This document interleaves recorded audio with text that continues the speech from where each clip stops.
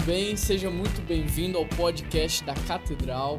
Hoje eu estou aqui com dois convidados especiais, o pastor Paulo Júnior, da Igreja da Família em Arão Reis, e o Renan, nosso pastor de nova geração aqui na nossa igreja. E hoje nós vamos falar sobre um assunto muito pertinente, muito importante, que é formar cultura, E aí eu queria, pastor, que você já começasse assim, falando pra gente o que significa isso para você, formar uma cultura, a importância, qual foi seu primeiro contato com esse termo, o que isso gera no seu coração quando a gente fala sobre formar uma cultura organizacional? Que palavrão, hein?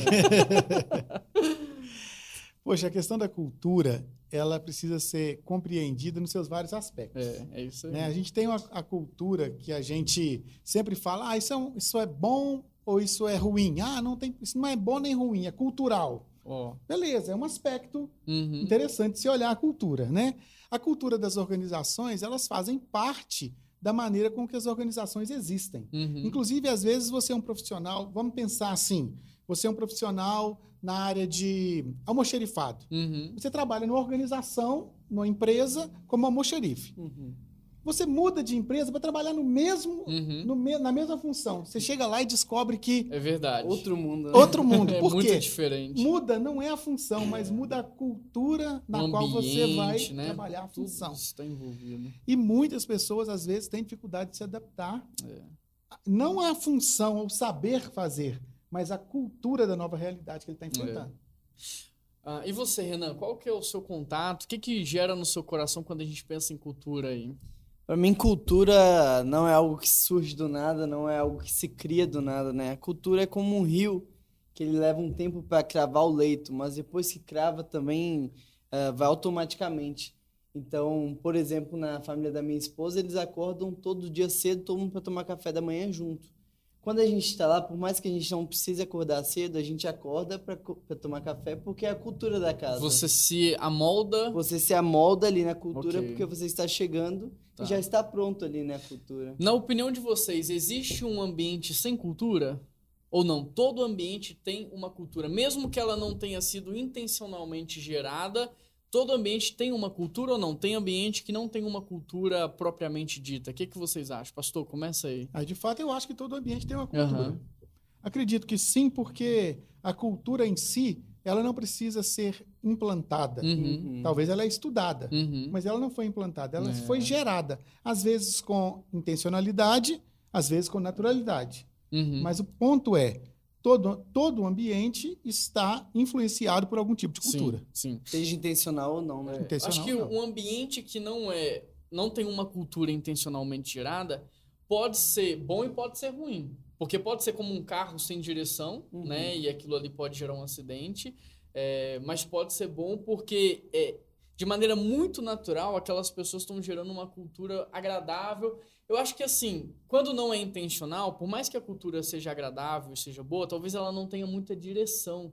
Talvez não tenha como multiplicar isso com tanta velocidade. Por isso que eu acho que a intencionalidade, quando se pensa em cultura, é extremamente importante, No seu caso lá, pastor, qual que é a cultura da igreja de vocês, da organização de vocês?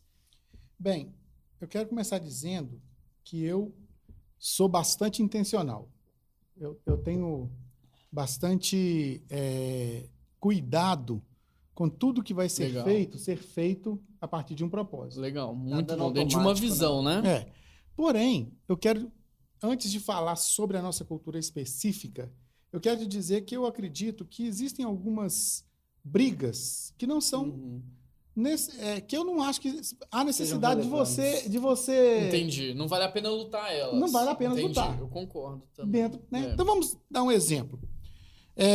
Digamos que eu sou pastor de uma igreja que habitualmente ela se reúne aos sábados à noite. E eu vou para uma outra igreja que a cultura deles é reunir-se no domingo de manhã. Será que vale a pena eu lutar contra a cultura para passar os cultos para sábado à noite? Porque eu vim... Então, eu acho que realmente existem algumas questões que não há necessidade nenhuma de serem debatidas, mudadas, porque é uma cultura... Não vai gerar tanto impacto aquela mudança. Não altera na essência, Não altera na essência. Então, são aspectos culturais que eu acho que precisam ser preservados, não pelo seu valor em si, mas talvez pelo contrário, pela insignificância que geraria uma mudança e que às vezes daria tanta dor de cabeça. Então, esse é um ponto. Agora, existem outros pontos, e aí que entra a questão da intencionalidade, que eu acredito que valha a pena. Morrer São por os aquilo, princípios, né? valores. Então, eu quero começar dizendo assim, a nossa primeira percepção como igreja é a nossa necessidade de cuidar, servir e amar. Se você chegar no nosso auditório, tem uma placa com essas 3 palavras. As camisetas da galera da recepção têm essas 3 palavras. Nós sempre trabalhamos o foco do cuidar, servir e amar. Só que a gente não faz disso um mantra, uma questão de marketing. Nós simplesmente cuidamos, servimos é o DNA, né? e amamos. A essência, né? Cuidamos, servimos e amamos. Nós estamos sempre, e eu não estou aqui hierarquizando as palavras não, tá? É de fato um tripé que nos aponta para sermos semelhantes a Jesus. E de não perder o foco também, né? Sempre lembrar. Então, a nossa igreja, ela começou a partir perdão, o ministério que eu tenho nesta igreja, que tem quase 13 anos, a nossa igreja tem quase 53. Já tem uma caminhada boa. Quando eu cheguei lá, ela estava completando 40 anos de vida. E eu fiz uma pergunta para Deus em relação aos propósitos, aos caminhos, ao crescimento, a vários questionamentos, porque era o meu primeiro ministério como pastor-presidente da igreja. Igual eu aqui. Igual você aqui. Então, você chega naquele ambiente e vai começar uma coisa nova. Eu perguntei para Deus e a resposta veio lá em Atos 2, a partir do 42 até o 47, quando eu perguntei para o Senhor assim, Senhor, o que faz com que o Senhor acrescente pessoas a uma igreja e não a outras? Porque a realidade eu via algumas igrejas crescendo e outras igrejas fechando. E lá no versículo 47 de Atos 2, fala que o Senhor acrescenta aqueles que iam sendo salvos à igreja. Todos os dias, né? Todos os dias. Senhor acrescenta. Eu falei, Senhor, o Senhor tem algum critério? Me mostra o seu critério. E aí o que foi que eu entendi? Que como Pai, o nosso Deus acrescenta aonde seus filhos são bem cuidados. É isso. Existem vários motivos para alguém ir para uma igreja, desde o endereço, ali mais perto, horário, dia conveniente. Então, tem gente que atravessa 3, 4 cidades para chegar no nosso culto. É isso. Como que alguém sai de Curvelo? É o senso de pertencimento, Como de que alguém família, sai de Esmeraldas, cuidado, né? de Ibirité? Imagina quantas igrejas a pessoa passa na porta para saindo de Ibirité para chegar no Arão Reis. Por que ele faz isso? Então, eu entendi que Deus acrescenta aonde os seus são bem cuidados. Então, nós temos uma cultura de cuidado. Toda decisão... Agora eu vou chegar enrolei tanto para te dar a resposta. Foi muito bom, continue assim. Tudo que a gente vai fazer lá, a gente faz a seguinte pergunta. Peraí, isso me ajuda a cuidar? Legal. Se a resposta é sim, vamos fazer. Se a resposta é não, vamos pensar melhor. Não desalinha da visão, né? Senão é uma distração, né? Eu estava ouvindo um dos podcasts do Catedral falando sobre essa questão da missão fantasma, Isso, né? Legal. Falando sobre essa questão de você sair do foco. Né? Eu não quero me desviar do foco. Então, isso me ajuda a cuidar bem? Isso me ajuda a ser melhor com essa pessoa? Legal. Tratar ela como Jesus trataria? Sim. Então, a gente caminha nesse sentido. Essa cultura básica da nossa igreja. Legal. E você, Renan? O que você acha de tudo isso que o pastor Paulo Júnior falou? O que te impactou mais? Caramba, já ministrou aqui no meu coração, já vou levar para a vida. Para o seu ministério é muito interessante isso, porque é uma faixa etária que exige um cuidado especial, né? Com certeza. E por ser uma nova geração, às vezes a gente está tão preocupado com criar eventos, com criar uma atmosfera, com criar um espetáculo, e a gente se esquece do essencial, né? Que é o cuidado, que é o serviço, que é o amar. Então, eu acho muito interessante cravar esse leito, né? Dessa cultura. Sim. Porque automaticamente, então, se o pastor me ensinou a servir, amar e a cuidar, e agora eu sirvo, amo e cuido, essa pessoa ela vai pegar essa cultura e ela vai desenvolver também, E aí vai sendo acrescentados, porque todo mundo já está amando, servindo e cuidando. Uma cultura, ela é o conjunto de valores e princípios que norteiam uma instituição, né? Aqui também a gente tem uma experiência muito positiva, até em pouco tempo, em 2 anos e meio mais ou menos, a gente começou a pegar os nossos valores e pregar sobre os nossos valores, sobre a nossa visão, o que a gente acredita. Intencionalmente. De maneira muito intencional. E hoje a gente tem colhido frutos. No início, parecia que não ia para frente, parecia que não ia dar certo. Às vezes até a gente desanimava, você ficava cansado, porque você falava assim, poxa, a gente está falando tanto sobre amor, sobre honra, sobre generosidade, sobre submissão, sobre servir, parece que não vai. Mas o Renan usou uma frase aqui no início que faz todo sentido, né? No início, para o rio cravar o leito, tem que ter muito esforço. Mas depois que o leito está cravado, nada muda o percurso, né? Ele vai naturalmente. Vai e hoje a gente tem colhido um pouco disso, né? Então a gente tem visto esse amor sacrificial, uma cultura de honra sendo estabelecida, de generosidade, de cuidado, e vale muito a pena ser intencional na cultura. Interessante porque os mesmos valores que a gente aplica aqui são os que eu aplico com os meus filhos e esposa em casa, né? E o meu caçula tem 4, o mais velho acabou de fazer 6, é 1 ano e meio de diferença. Hoje, depois de 4, 5 anos, ensinando, a gente colhe fruto com eles. Então, a gente percebe já eles com iniciativas, né, dentro daquela cultura que a gente tentou promover. Então, vale muito a pena. E aí, quem está ouvindo a gente no Spotify agora, ou no Deezer, ou no da Apple lá, quem tiver ouvindo também no YouTube, pode estar se perguntando, poxa, que legal, eu quero implantar uma cultura assim na minha família, eu quero implantar uma cultura organizacional no meu trabalho, eu quero plantar essa cultura no meu ministério, como é que eu faço? Eu acho que essa é a grande pergunta, porque todo mundo quer, né? Eu acredito nisso, né? Ou pelo menos deveria ter essa intenção, mas como? Tem gente que não sabe. Como, pastor, que a gente implanta uma cultura? Seja o primeiro. Boa. Maior ensino exemplo, né?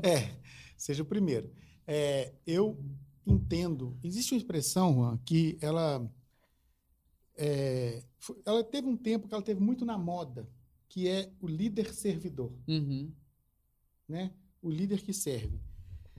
Essa expressão ela cai um pouquinho em desuso ao se perceber que, de fato, liderar e servir são sinônimos. É a mesma coisa. Então, líder servidor acaba sendo um pleonasmo quando você entende que liderar é servir. Só te lembra da função, né? Pois é. E assim, eu te digo assim que nós, pastores, precisamos entender que ninguém pode servir mais na nossa igreja do que a gente. Nós somos, de certa maneira, ali a régua, né? Ninguém pode servir mais do que a gente, sabe?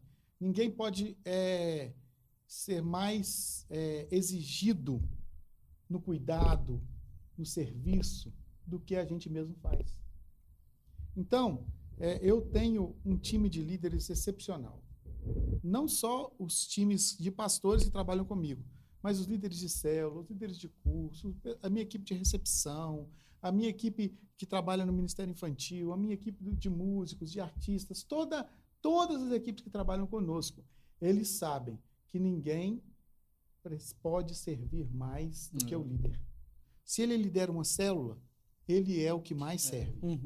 Porque, querendo ou não, a organização vai pegar a cara do seu líder, né? Vai refletir quem o líder é, né?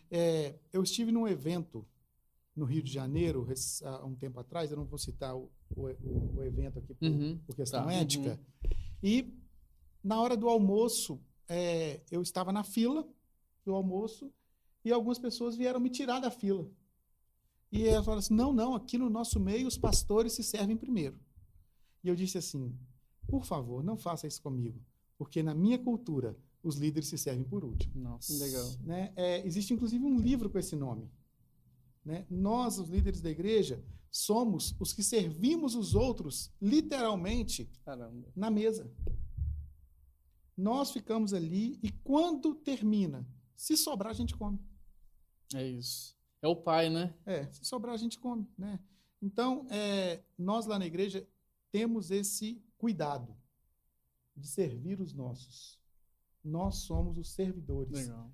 É assim que a cultura se desenvolve, na minha maneira de enxergar. Porque você ganha o coração, gera credibilidade e tudo que você for ensinar depois de servir vai cair no coração do povo, né? E às vezes vai nem precisar de palavras, né? Só do exemplo a pessoa vai querer servir na próxima também. Se você quiser implantar uma cultura de pontualidade, o que você tem que fazer? Ser o mais pontual de todos. Porque a sua pontualidade vai constranger quem não é, né? Se você quer instaurar uma cultura de prestação de contas, você precisa prestar contas. Se você quer uma cultura de uma excelência de organização, né? Nas coisas serem organizadas, não da organização master, mas das coisas acontecerem, você precisa ser organizado. Então, certamente a sua organização, a cultura da sua organização vai falhar naqueles pontos em que você falha. Boa, boa. E você, Renan, ele já trouxe aqui a questão do exemplo, né? O que você acrescentaria no sentido de criar uma cultura? O pastor, acho que falou quase tudo aí. Você tem que ser o primeiro. Então, para você criar uma cultura, primeiro eu creio que você precisa saber onde você quer chegar. Qual é a cultura que você quer criar? E a partir do momento que você sabe o que você quer criar, seja o primeiro. Seja quem vai amar, seja quem vai cuidar, seja quem vai dar o exemplo. Porque essa é a diferença de um chefe e um líder. O chefe ele vai cobrar sem ser ele que faz. O líder ele vai mostrar como deve ser feito. Então eu creio que para se criar uma cultura, primeiro você deve saber onde você quer chegar. E agora você sabe onde quer chegar, você quer que seus filhos sejam quem honra, quem é generoso. Então você vai ser com eles. Claro, vai ter um tempo que eles não vão te devolver, vai ter um tempo que eles não vão fazer isso em troca. Vai ter um tempo que eles parece que não vão estar entendendo aquilo que você está ensinando. Mas com o tempo, automaticamente, eles... é como se já tivessem embutido. A cultura é isso, né? É como eu chegar em uma cidade que todo mundo para numa faixa de pedestre. Eu vou parar também. É algo que já vai estar embutido ali. Para quem está lá, demora um pouco mais de tempo para reagir. Mas quem chega já entra na cultura. Você falou da cidade, eu me lembrei de Gramado. Eu tive com a minha esposa uns anos atrás em Gramado e de repente eu entrei lá de carro e eu percebi isso, que todo mundo parava em qualquer faixa de pedestre. E não tinha sinal na cidade. Semáforo, né? Dependendo de onde você está nos ouvindo. Nem precisa, né? E aí o que eu percebi? Que automaticamente eu nem precisava mais do semáforo. Eu estava parando sempre na faixa de pedestre porque eu entrei numa cultura já existente. Então é interessante isso que você falou também. Olha que legal, então. Se eu olho para BH e eu falo, cara, é impossível ter um trânsito educado em BH porque ninguém respeita. Mas se eu vou para um lugar onde todo mundo respeita, eu começo a respeitar, então a questão é eu começar a fazer onde eu estou. Porque aos poucos eu vou ganhando vou ganhando dois, até que a cultura seja colocada. É isso aí. Mais alguma coisa assim que você pensa, pastor, que você teve um insight aí? Na verdade, quando eu recebi a proposta desse tema, algo que eu pensei que a gente não pode deixar de abordar é que existe uma cultura do reino. Boa. Nossa, excelente. E essa cultura, ela não é negociável. Nós não podemos pensar que o aspecto cultural ele é sempre volúvel e sempre adaptável. Porque alguns aspectos da cultura, quando se trata da cultura do reino, ela é uma cultura que não pode ser negociada. Por exemplo, a santidade. Uma vida de santidade, uma vida de disciplina. O cristão, ele não pode pensar que a graça nos libera da disciplina. Na verdade, não existe vida cristã sem disciplina. É verdade. A disciplina é uma expressão de amor. É uma expressão de amor. A Bíblia fala isso. Né? Expressão de amor de Deus a partir da disciplina. Então, eu quero deixar claro que quando nós estamos falando de cultura organizacional, nós estamos falando a partir de uma visão administrativa de liderança. Mas no contexto igreja, no contexto eclésia ou eclesiástico, nós precisamos entender que há uma cultura do reino. Essa cultura ela parte de uma vida de santidade, ela parte de uma vida de prática da palavra e ela não abre exceções. Ela é inegociável como cultura do reino. Né? Uma cultura de relacionamento uns aos outros. Então, por exemplo, hoje nós temos, só para ser mais prático, né? menos teórico nesse conceito, existem algumas pessoas que escolheram que elas podem ser crente em casa. Eu sei que nesse tempo de pandemia nós temos uma questão específica, mas elas resolveram que elas podem viver a fé delas fora da comunhão da igreja. Os famosos desigrejados, né? Isso é contra a cultura do reino. Isso é contra a cultura do reino. A cultura do reino é uma vida em comunidade. Comunhão, né? O propósito eterno de Deus inclui um relacionamento uns aos outros. Então, você não pode querer ferir aspectos da cultura do reino em nome de uma filosofia de vida, de uma maneira de pensar. É porque a gente está tão acostumado com democracia que a gente não consegue entender a monarquia, né? E o reino é uma monarquia. O reino é uma monarquia. E a gente quer transportar para a monarquia os conceitos de democracia. Não vai dar certo. Quer então, ser rei da própria vida, né? A oração venha sobre nós o teu reino, ou seja, assuma esse senhorio, traga a cultura para casa, para a igreja, para a família. Eu não queria citar isso. Eu pensei em citar, desisti de citar, mas você acabou tocando num ponto que eu vou ter que acabar. Vai lá, pode falar. Eu estive em Cuba, levando um grupo de 27 pastores certa vez. Legal. Fui dar aula no seminário lá em Cuba e estava levando esse grupo de pessoas, de voluntários, missionários, etc. E aí eu levei muito dinheiro, que era o dinheiro que a gente sustentava missionários cubanos em Cuba, através de uma organização missionária da nossa denominação. E eu levei aquele dinheiro porque o país, Cuba, ele não tem uma abertura para você fazer uma transferência bancária, por exemplo. Entendi. Ou pelo menos na época não tinha. Estou falando de coisa de 20 anos atrás. E a gente não tinha como mandar o dinheiro para os missionários, a gente tinha que levar. Caramba. E levar aquele tanto de dinheiro, era muitos $1000. E eu passei pela alfândega com muito medo e todo aquele contexto, né? E aí, o combinado era que nós iríamos dar $50 por mês para cada missionário. Então, nós sustentávamos ali cerca de quase 200 missionários com $50 por mês. Então, que era o equivalente a um salário mensal para eles, $50 na verdade, muito mais. Mais? Né? Eu fiquei hospedado na casa de um médico que ganhava $22 por mês. Nossa! Lá em Cuba. Então, a igreja brasileira, ela sustentava. Então, vamos supor, a PIB ia sustentar um missionário. O salário de um ano desse missionário era $600. Nossa! Então, eu fui levando muitos $1000 para levar para esses missionários. Cheguei e entreguei para a liderança da denominação. Quando eu fui visitar os missionários, aqui e ali, eles começaram, vocês são do Brasil, muito obrigado por aqueles $18 que vocês mandam para nós. Não estava chegando. E eu fiquei, e agora? o que eu falo? E aí fui visitar o outro, obrigado pelos $18. Cheguei na casa de um, obrigado pelos $12. Nossa. Naquela hora eu esfriei, eu falei assim, gente, estão desviando dinheiro. Assim, eu confesso, foi desespero, o sentimento. Não tinha celular, eu custei a conseguir ligar no Brasil para falar com o meu chefe. E ele falou assim, se reúna com a liderança e educadamente ouça-os. A liderança era cubana? Cubana. Ouça-os antes de fazer chegar a alguma conclusão. Eu cheguei no hotel, nós estávamos num hotel lá em Havana, eu chamei as duas lideranças que estavam e perguntei, sem nenhuma acusação, como que estava o trabalho, como é que era feito, se estava atendendo, se era suficiente. Aquelas perguntas assim para tentar entender. Chegar onde você quer. Então ele me explicou, olha, nós temos aqui quase 500 missionários. Então, a gente pega aquele dinheiro todo que vocês mandam e aí nós distribuímos para os casados $18 e para os solteiros $12. Quer dizer, eu entendi. Quando eu cheguei ao Brasil, o meu chefe me falou assim, você vai aprender uma coisa quando você andar pelas igrejas no mundo. A igreja, no nosso caso batista, ela tende a refletir o modelo de governo do seu país. Então, no caso do contexto comunista, eles pegavam aquele dinheiro e eles distribuíam de maneira entendendo que era a maneira melhor, apesar de que o contrato que nós tínhamos com ele era diferente. Olha só. E aí eu fiquei pensando sobre isso, Juan, e eu quero chegar agora na questão da democracia. No nosso modelo de governo, os líderes existem para servir o povo, ao povo que os elege. Ou deveria, né? No entanto, eles se servem desse povo. Nós, pastores, não podemos repetir isso. Nós existimos para servir a igreja e não para nos servirmos dela.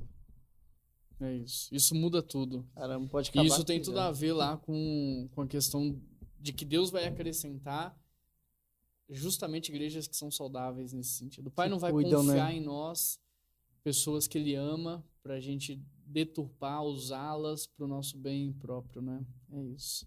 Bom, para fechar aqui, eu acho que a gente falou muita coisa e eu queria que você levasse isso pra prática mesmo da sua casa, da sua organização, da sua empresa.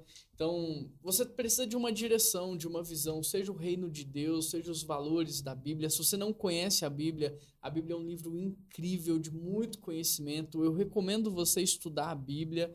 Traga uma visão, sabe? Gera experiência em quem está na sua casa, no seu ambiente de trabalho. Então, se você está ensinando sobre algo, gera uma experiência, uma vivência. Incentive essas pessoas a repartir aquilo com outras. E dessa forma, você vai gerando essa cultura de maneira natural. E de vez em quando revise a rota. Então chama todo mundo, vê os pontos que precisam ser trabalhados, vê o quanto vocês conseguiram avançar no estabelecimento daquela cultura, porque eu tenho certeza que quando a gente estabelece uma cultura agradável, uma cultura de excelência, tudo melhora. Todo mundo ganha quando um líder cresce, né?